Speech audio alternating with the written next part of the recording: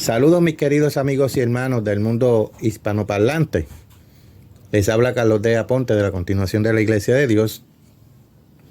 Este es el mensaje de ofrenda para el primer día de la fiesta de los panes sin levadura. Y como saben, acabamos de pasar por un autoexamen antes de la Pascua. Pero me gustaría preguntarles, durante este periodo de introspección, tal vez hayan leído 1 Corintios capítulo 1, versículo 26. En esta escritura, el apóstol Pablo escribió y dijo, vayamos allá, 1 Corintios capítulo 1, versículo 26. Pues mirad, hermanos, vuestra vocación, que no sois muchos sabios según la carne, ni muchos poderosos, ni muchos nobles. En este versículo, la palabra mirad está en el sentido imperativo. En otras palabras, significa absolutamente necesario o inevitable. Así que, como dice el apóstol Pablo, prestar atención a nuestro llamamiento. Lo que dice de nuevo en este versículo, me gustaría volver a leerlo. Pues mirad, hermanos, vuestra vocación. En otras palabras, prestar atención a vuestra vocación o a nuestro llamamiento. ¿Por qué es tan imperativo? ¿Por qué debemos prestar atención a este llamado del que Pablo habla aquí? Bueno, comencemos yendo al libro de Apocalipsis, capítulo 4. Apocalipsis, capítulo 4, versículo 2. Pablo dice que tenemos que prestar atención, necesitamos estar absolutamente conscientes del llamado que Dios nos ha hecho. ¿Por qué es tan imperativo? Bien, Apocalipsis capítulo 4, versículo 2, habla de la misma sala del trono del gobierno de todo el universo. Comencemos aquí en el versículo 2. Y este dice, y al instante yo estaba en el espíritu, y he aquí un trono establecido en el cielo, y en el trono uno sentado. Aquí tenemos a alguien sentado en ese trono. Versículo 3. Y el aspecto del que estaba sentado era semejante a piedra de jaspe y de cornalina, y había alrededor del trono un arco iris semejante al aspecto de la esmeralda. A la esmeralda. Aquí tenemos este trono de Dios y está iluminado con brillo, brillantemente iluminado con diferentes colores de luz. Versículo 4. Y alrededor del trono había 24 tronos, y vi sentados en los tronos a 24 ancianos, vestidos de ropas blancas, con coronas de oro en sus cabezas. Y del trono salían relámpagos, y truenos, y voces, y delante del trono ardían 7 lámparas de fuego, las cuales son los 7 espíritus de Dios. Y delante del trono había como un mar de vidrio semejante al cristal.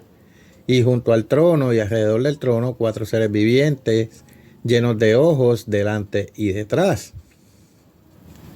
Ahora, imaginen esto en el ojo de su mente. Aquí tenemos esta brillante sala del trono, todos los colores y matices del arco iris, color brillante. Y hay un individuo sentado en ese trono que tiene el color de jaspe, y hay varios sonidos que salen de la sala del trono. Delante del trono están todos estos otros ancianos sentados allí, con coronas de oro en sus cabezas, y ante el trono se extiende este hermoso cristal semejante al vidrio. Y el color real mencionado en las escrituras es un azul marino intenso, es un azul oscuro o azul marino profundo. Como dice, y alrededor del trono 4 seres vivientes llenos de ojos por delante y detrás. Así que aquí tenemos a Juan describiendo la sala del trono del gobierno de Dios de todo el universo. Ahora, quiero que se imaginen algo aquí. Imagínense en esto. Imagínense que usted ahora pone su nombre aquí. Imagínense que usted, José, Miguel, el nombre que tenga. Y hay, sé que hay muchos José y muchos Miguel y muchos nombres en las congregaciones. Ok, si los hay, bueno, José, ponga su nombre aquí. Pero imagínense en esto. Ponga su nombre aquí. Usted fue considerado en esta misma sala del trono. El Padre y Jesucristo hablaron de ti. No miren a la persona que tienen al lado. Es a usted mismo. Él hablaba de usted como individuo. El Padre y Jesucristo hablaron de usted. Posiblemente sopesaron todos los pros y los contras de su carácter, hablando de usted. Como dije, ponga su nombre allí. Hablaron de usted, hablaron de su personalidad, discutieron sus fortalezas, sus debilidades. En fin, hablaron de todo lo que podrían saber sobre usted y, por supuesto, Dios sabría todo sobre usted, no importa lo que sea. Nada se esconde de los ojos de Dios, absolutamente nada. Y hablaron de vosotros, desarmándoos un poco a poco y volviéndonos a montar. Entonces el Padre tomó una decisión. Llegó a una decisión basada en todos los hechos que podían tener a mano. Llegaron a una decisión y él personalmente, el Padre, este gran ser que estaba sentado en ese trono, que parecía jaspe, que estaba sentado en un trono que estaba cubierto de luz y relámpagos y truenos y todos estos ángeles a su alrededor, con este hermoso mar de cristal, extendiéndose ante ese trono, considerándolo a ustedes. Él los consideró y cuando tuvo todos los hechos a mano, decidió llamarle. Decidió ofrecerle una invitación y cuando lo hizo fue como si un pequeño interruptor se activara en su cerebro o en su mente. Un pequeño interruptor. Algo ocurrió en su vida. Ahora, puedo hablar personalmente de mí, de cómo Dios me llamó. Ustedes pueden hablar de cómo les llamó Dios. Y todos y cada uno de los que estamos sentados hoy escuchando este mensaje, podemos tener una historia única acerca de cómo Dios nos llamó. Bien, a algunas personas se les entregó una pura verdad de la antigua Iglesia de Dios Universal. Otros simplemente estaban discutiendo algo y Dios los llamó. Pero usted fue llamado de una manera muy única y luego fue entregado a Jesucristo para que trabajara con usted. Cristo le tomó y Cristo dijo específicamente en Juan capítulo 6, versículo 44. Él dijo, ninguno puede venir a mí si el Padre que me envió no le trajere, y yo le resucitaré en el día postrero. Ahora bien, el significado de la palabra atraer es muy interesante. Si tenemos en cuenta nuestra vocación, nuestro llamado, arrastrar significa en griego precisamente arrastrar. Literalmente arrastrar, y arrastrar implica algo de fuerza, esfuerzo y a veces persuasión. Y a veces es así como Dios nos llama. Él usa cierta cantidad de fuerza. Tal vez algo le sucede en su vida donde cae en una cama de hospital a través de ciertas fuerzas que fueron creadas para causar que tal vez tengas un accidente. Y ahí está usted acostado o acostada en una cama con su pierna tal vez rota con un yeso. Y la persona a su lado está leyendo la revista, las noticias de profecía de la Biblia o algún libro de la iglesia o algo así. Y pasa un clip. Algo sucede en su cerebro. Le activa y Dios le llama. Pero implica varias cosas. Como ya leímos en Juan capítulo 6, versículos 44 y 65, pero vamos a volverlos a leer. Y dice, ninguno puede venir a mí si el Padre que me envió no le trajere, y yo le resucitaré en el día postrero. Versículo 65. Y dijo, por eso os he dicho que ninguno puede venir a mí si no le fuere dado del Padre. Entonces, Dios, el Padre y Jesucristo, en esa sala del trono, decidieron llamarle, arrastrarle, atraerlo a su iglesia y darle una invitación. Ustedes conocen esta escritura que voy a citar, Romanos capítulo 11, versículo 29. Dice, y sé y entiendo y estoy seguro que todos entendemos que este versículo habla de Abraham, pero y los dones que le fueron dados, pero espiritualmente se aplica a nosotros. Y esto dice en Romanos capítulo 11, versículo 29, porque irrevocables son los dones y el llamamiento de Dios. En otras palabras, Dios no puede retractarse de su palabra. Una vez que le ha llamado, su palabra es irrevocable. Es sin arrepentimiento. Él no puede cambiar. Ahora, sabemos que las escrituras afirman que Dios no puede cambiar. Jesucristo es el mismo hoy y por siempre.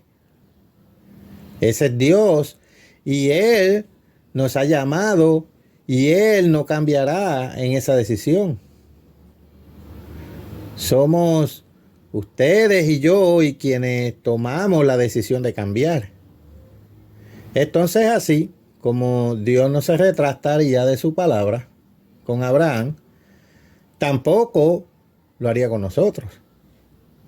Somos llamados según la elección de la gracia. Eso se menciona en el versículo 5 de Romanos capítulo 11.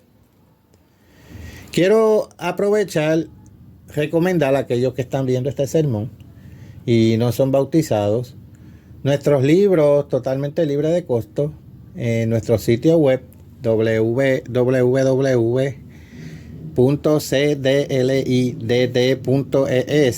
www.cdelit.es, y ahí pueden leer o descargar el libro titulado Lo está llamando Dios a usted. Y también tenemos otro libro titulado Fe para aquellos que Dios ha llamado y escogido. Y tenemos varios libros más y artículos en más de 100 idiomas. Vayamos a Números, capítulo 23, versículo 19. Números, capítulo 23, versículo 19. Dios no es hombre para que mienta, ni hijo de hombre para que se arrepienta. Él dijo y no hará, habló y no ejecutará. Ahora pasemos a 1 Samuel, capítulo 15, versículo 29.